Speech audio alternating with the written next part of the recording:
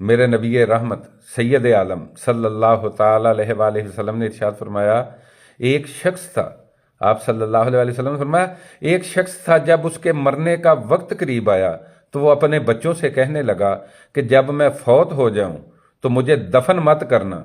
مجھے جلا دینا اور میری ہڈیوں کی راکھ بنا کر ہوا میں اڑا دینا۔ اللہ اکبر۔